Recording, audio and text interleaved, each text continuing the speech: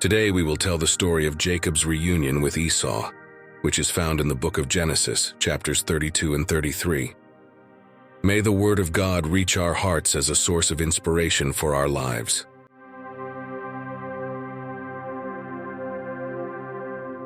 In the twilight of a journey full of ups and downs, Jacob, with his family in tow, was trekking the path back to his homeland. The stars were beginning to dot the sky, and it was in this setting that the angels of God appeared, as celestial messengers, enveloping Jacob in a divine aura. The presence of the angels brought comfort to Jacob's heart, a confirmation that he was not alone in this journey full of challenges. The moment was so significant that Jacob named the place Two Camps, symbolizing the union of the divine and the earthly in his walk. With the certainty that God was with him, Jacob decided to send messengers to his brother Esau, signaling the imminent return. "I'm coming home, bringing all my possessions. I hope you'll accept me," were the words that crossed the desert like an echo of reconciliation. The messengers returned with news that made Jacob's heart falter. "Your brother is coming with 400 men," they announced, casting a shadow of fear over the patriarch.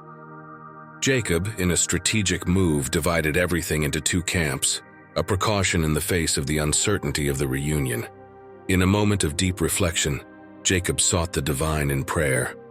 "O God of Abraham and Isaac, thou hast commanded me to return to my land. Thou hast promised prosperity. I am unworthy of all the kindness thou hast shown me. I departed from this land with only my staff, and now I return as two camps." In the dimness of the night, Jacob found himself immersed in an anguished prayer, pleading for divine protection in the face of his brother's imminent shadow. "Deliver me from my brother," he whispered, the words echoing as a desperate plea in the desert's silence. The stars, silent witnesses, seemed to grasp the urgency of his request. Determined to appease Esau's wrath, Jacob meticulously prepared gifts, an offering that reflected his humility before his wounded brother.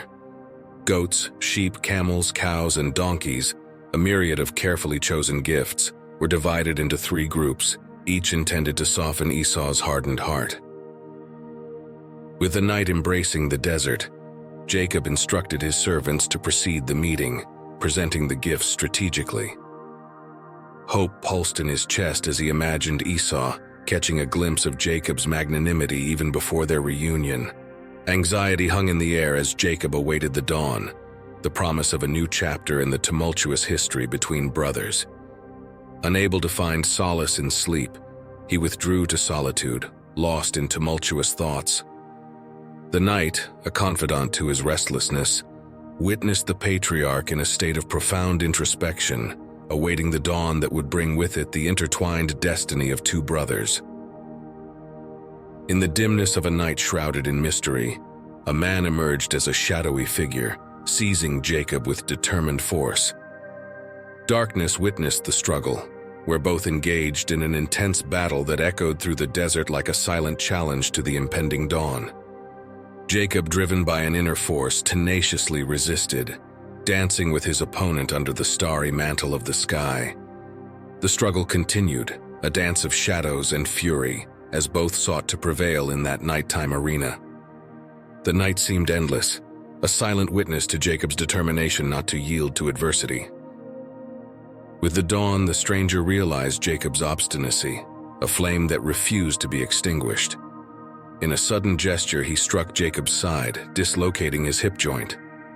Sharp pain echoed through the desert, but Jacob, even wounded, did not let himself be defeated. The stranger announced his departure, declaring that the light of day was approaching. At the peak of the battle, Jacob, breathing heavily, stood before the mysterious opponent. "I will not let you go until you bless me," he declared, his voice resonating like a courageous challenge in the dawning morning. The stranger, probing Jacob's soul, asked, "What is your name?" "I am Jacob," he replied, marking his identity with the scars of the fight. The stranger, revealing a transcendent truth, proclaimed, "No, that is no longer your name. You shall be called Israel, which means struggled with God. You have wrestled with God and won, and you will live to tell this story." Jacob, his eyes still reflecting the intensity of the night's struggle, posed a crucial question to the mysterious opponent. "What is your name?" he inquired, seeking to decipher the identity of the one who had changed his life in a single night. The stranger, like an enigmatic shadow, refused to reveal his name, but instead bestowed upon Jacob a blessing that hung in the air like a divine breath. An aura of mystery pervaded the moment as Jacob, touched by the transcendent, named the place Face of God. "I have seen the face of God, and yet I am alive," he proclaimed, reverence in his voice echoing through the desert. However, the night battle did not pass without leaving its marks. Jacob, now limping, returned to his camp, where the light of dawn revealed the distant silhouette of Esau and his 400 men. A wave of anxiety ran through Jacob, who with cunning organized his families into distinct groups, leading the way ahead of all. As Esau approached, Jacob, bowing 7 times, advanced, exposing his physical vulnerability to his brother. The tension hung in the air, like the heat before a storm, as Jacob limped toward reconciliation. Esau, breaking the silence, ran to him and embraced him. Tears flowed, a mixture of lost years and found forgiveness. However, Esau's curiosity was piqued by the people behind Jacob. With a gesture, he inquired, "Who are these people with you?" The plot, now intertwined with bonds of reconciliation, promised unpredictable developments as the shadows of the past dissipated under the light of the reunion. The sun cast its last rays over the scene of reconciliation, where Esau, after encountering Jacob's family, could not contain his surprise at the caravan of animals that dotted the path. Amid nervous smiles, Jacob responded to Esau's unspoken questions. "These animals are a gift, an attempt to win your forgiveness," he admitted, his eyes reflecting the fragile hope of restoring what time and distance had worn away. Then Esau, with unexpected generosity, refused the gifts. "No, it's not necessary. I already have enough. Keep them for yourself," he declared. But Jacob, persistent in his quest for reconciliation, insisted, "Please, accept my gifts. It would bring me immense happiness." And faced with this sincere persistence, Esau relented. The evening witnessed the farewell of Esau and his men, returning home with a lighter burden of forgiveness and reconciliation. As the dust of the journey settled, Jacob headed to a place near a city called Shechem.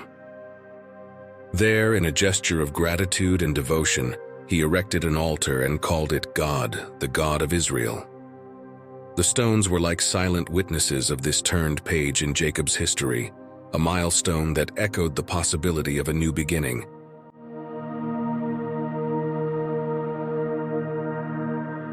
This is the 4th part of a 5-part series, where we will tell the biblical story of Jacob and his family. Continue with us so you don't miss the next chapters of this story that is so important to all of us. If you are not yet subscribed to our channel, click the subscribe button and join our community. Don't forget to comment, leave a like, and click on the notification bell. Your presence and participation here are very important to us. And if you missed the previous episodes, we have a complete playlist with all the videos in chronological order. Today I want to leave a verse that is found in the book of Genesis, chapter 32, verse 28. Then the man said, "Your name will no longer be Jacob, but Israel, because you have fought with God and with men and have won." May the presence of God be a constant in your life, bringing blessings, joy, and love. God bless you.